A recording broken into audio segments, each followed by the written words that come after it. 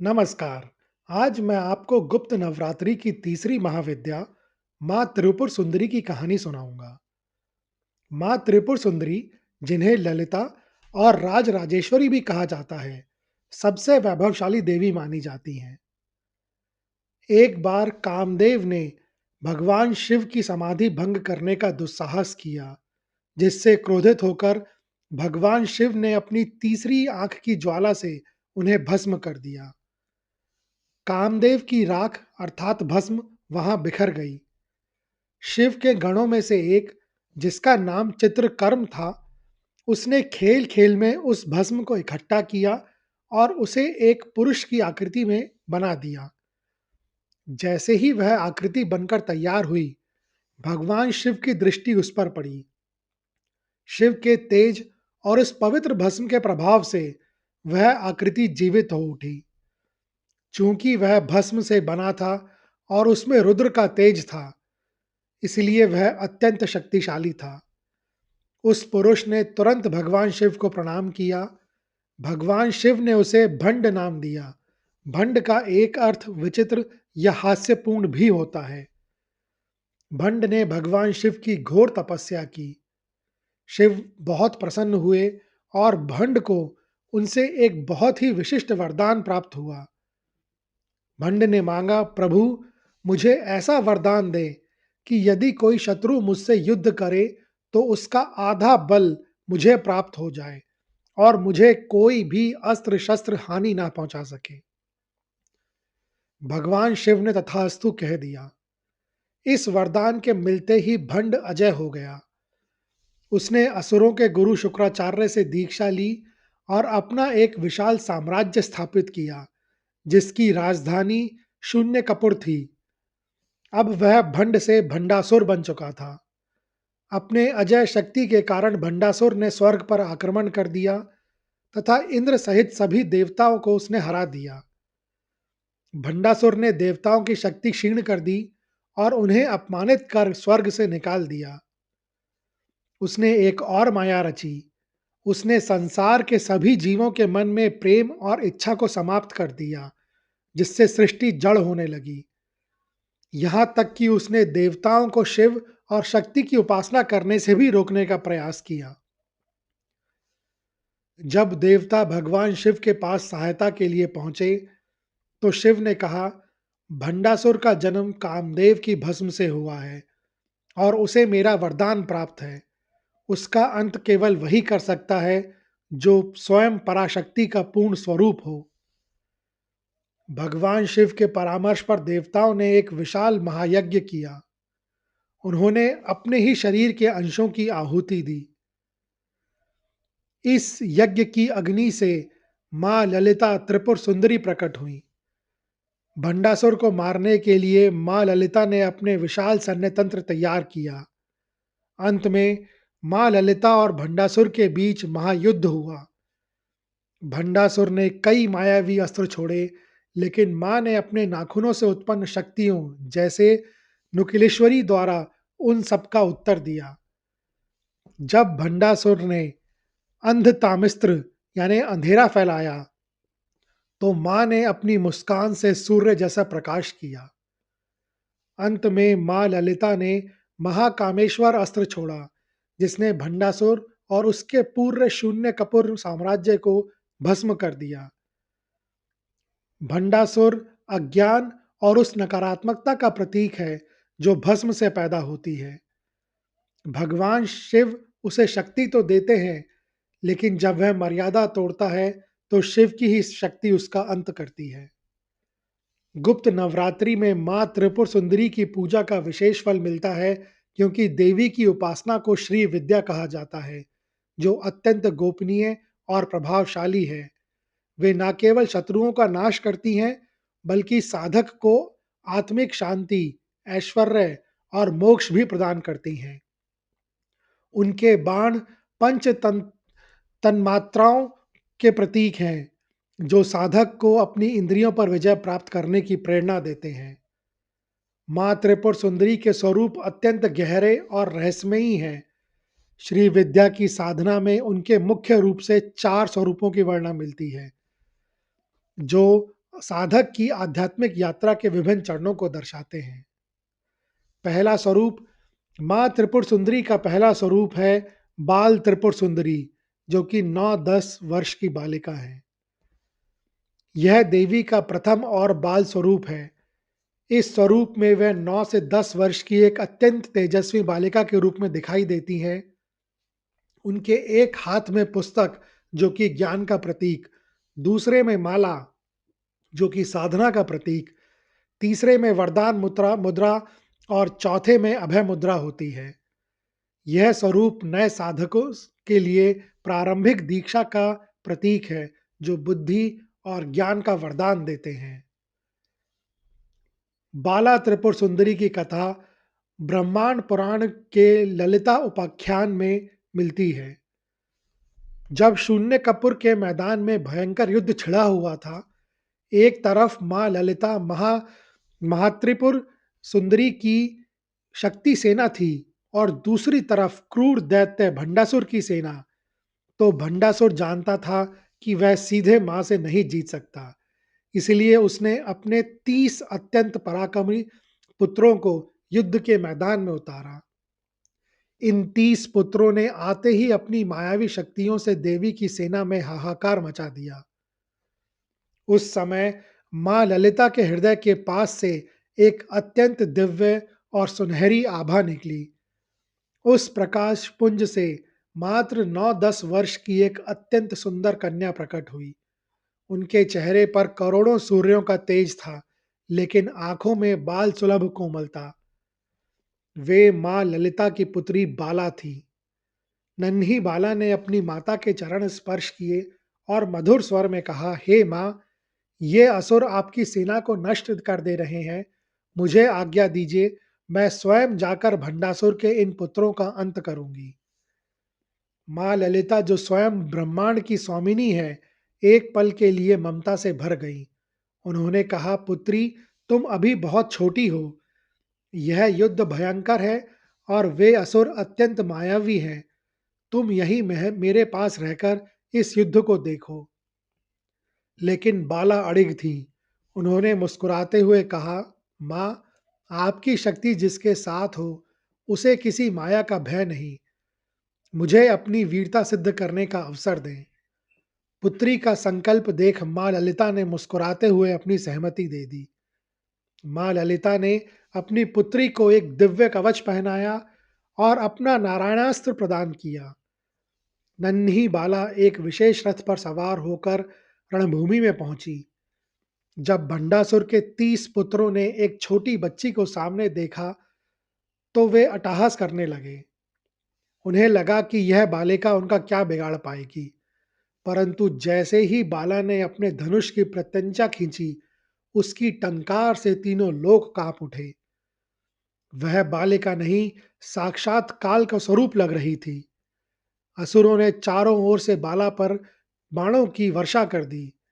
बाला ने अत्यंत कुशलता से न केवल उन बाणों को काटा, बल्कि अपने दिव्य बाणों से असुरों के रथों को छिन्न भिन्न कर दिया। युद्ध काफी समय तक चला। अंत में बाला ने महाचक्र और नारायणास्त्र का आवाहन किया। एक ही क्षण में वे तीसों की तीसों असुर, जो देवताओं के लिए अजय बने हुए थे, बाला के बाणों से भिंदकर भूमि पर गिर पड़े। पूरी देवसेना जय मां बाला के नारों से गूंज उठी। युद्ध जीतकर जब नन्ही बाला अपनी मां के पास लौटी, तो मां ललिता ने उन्हें हृदय से लगा लिया।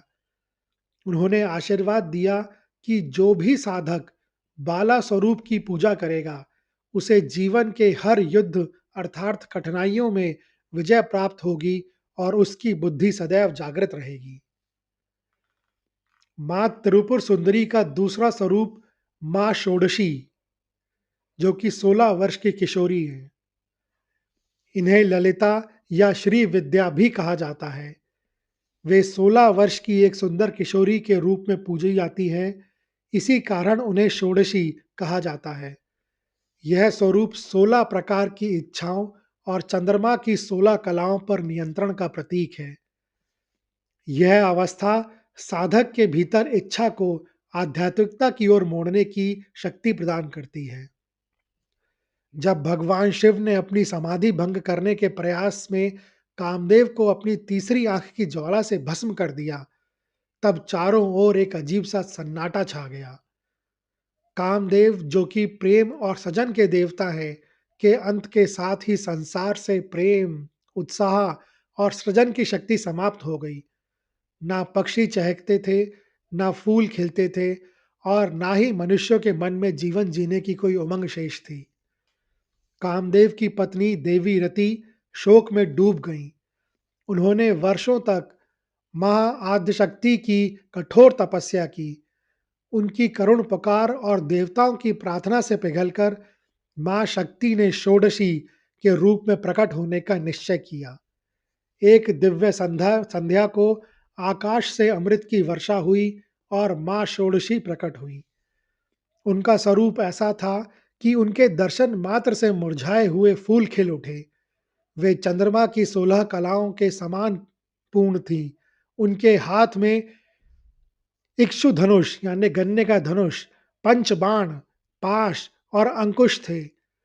माँ षोडशी ने अपनी माया से भगवान शिव के हृदय में पुनः करुणा और सृजन का भाव जागृत किया। जब भगवान शिव ने माँ के इस षोडशी स्वरूप को देखा, तो वे मंत्रमुग्ध हो गए। माँ ने शिव से निवेदन किया कि कामदेव का अंत होने से संसार का संतुलन बिगड़ गया है, अतः उन्हें पुनः जीवन मिलना चाहिए। माँ ने अपनी दिव्य दृष्टि उस स्थान पर डाली जहाँ कामदेव भस्म हुए थे।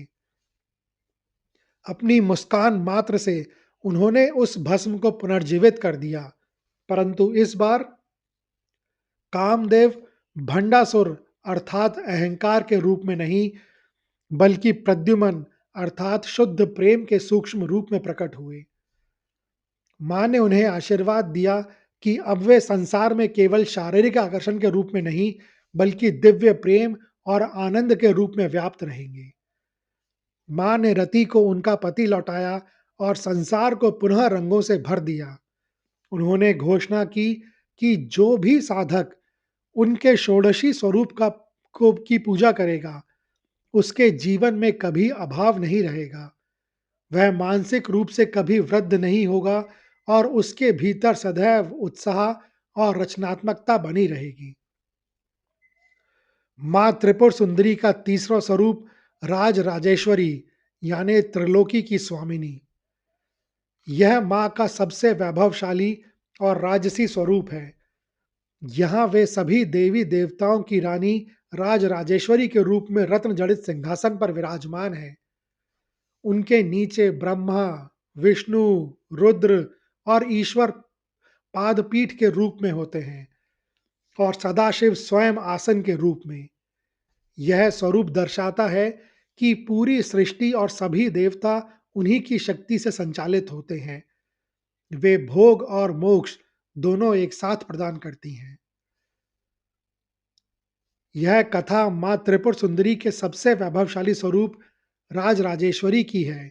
यह कहानी हमें सिखाती है कि ब्रह्मांड की संचालक शक्तियां अर्थात त्रिदेव भी अंततः उसी एक पराशक्ति से ऊर्जा प्राप्त करते हैं। एक समय की बात है, सृष्टि के संचालन का कार्य सुचारू रूप से चल रहा था। भगवान ब्रह्मा सजन कर रहे थे, भगवान विष्णु पालन कर रहे थे और भगवान रुद्र संहार का उत्तरदायित्व निभा रहे थे। धीरे धीरे इन महान शक्तियों के मन में यह सूक्ष्म विचार आने लगा कि उनके बिना यह संसार एक क्षण भी नहीं चल सकता। उन्हें अपनी शक्तियों और सत्ता पर गर्व होने लगा। जब अहंकार बढ़ता है तो चेतना धुंधली पड़ जाती है। माँ आदि पराशक्ति, जो राज राजेश्वरी रूप में समस्त ब्रह्मांड की स्वामिनी है, ने देवताओं को सत्य का बोध कराने का निश्चय किया। एक क्षण भर के लिए माँ ने उन देवताओं के भीतर से उनकी शक्ति अर्थात ऊर्जा खींच ली। जैसे ही शक्ति का लोप हुआ, ब्रह्मा, विष्णु, रुद्र और ईश्वर, जो कि शिव का एक रूप है, प्राणहीन और निश्चेष्ट होकर भूमि पर गिर गए। वे शव के समान जड़ हो गए। वे ना हिल सकते थे, ना सोच सकते थे और ना ही ब्रह्मांड का कोई कार्य कर सकते थे। उसी समय उस स्थान पर एक अलौकिक प्रकाश फैला और माँ राज राजेश्वरी प्रकट हुई। वे लाल रंग के वस्त्रों में लिपटी हुई थीं। उनके मस्तक पर अर्धचंद्र चमक रहा था और उनके चारों ओर अनंत कोटि ब्रह्मांड चक्कर काट रहे थे। माँ ने उन निशेष्ट पड़े देवताओं को अपनी सत्ता का आधार बनाया।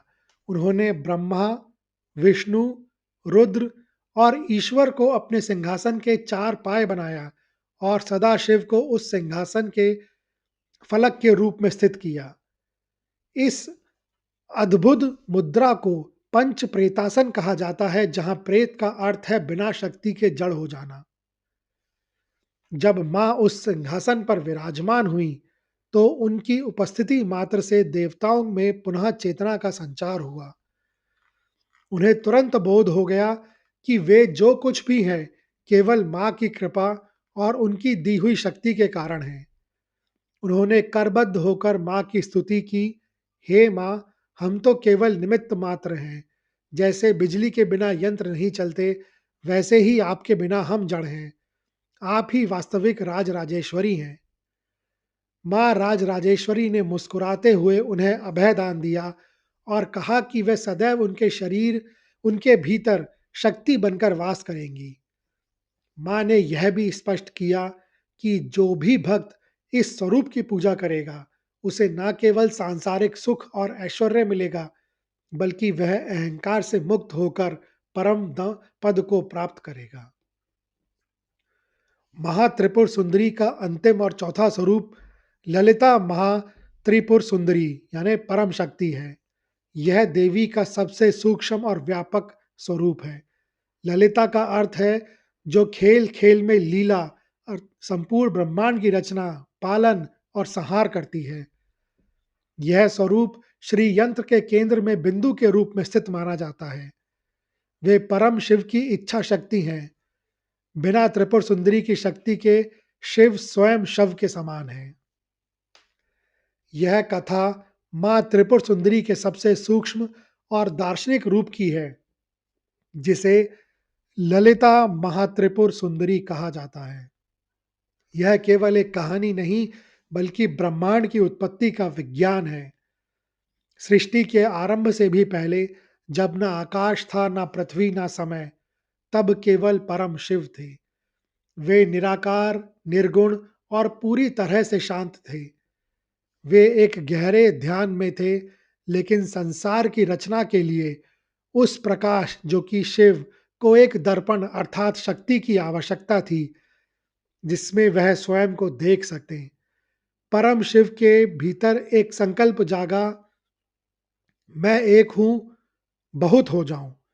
इसी संकल्प या इच्छा ने महात्रिपुर सुंदरी का रूप धारण किया। शिव यहाँ कामेश्वर अर्थात इच्छाओं के स्वामी कहलाए और शक्ति कामेश्वरी अर्थात परम इच्छा। जब कामेश्वर और कामेश्वरी का मिलन हुआ तो उनके इस अलौकिक मिलन से एक दिव्य नाद और स्पंदन उत्पन्न हुए।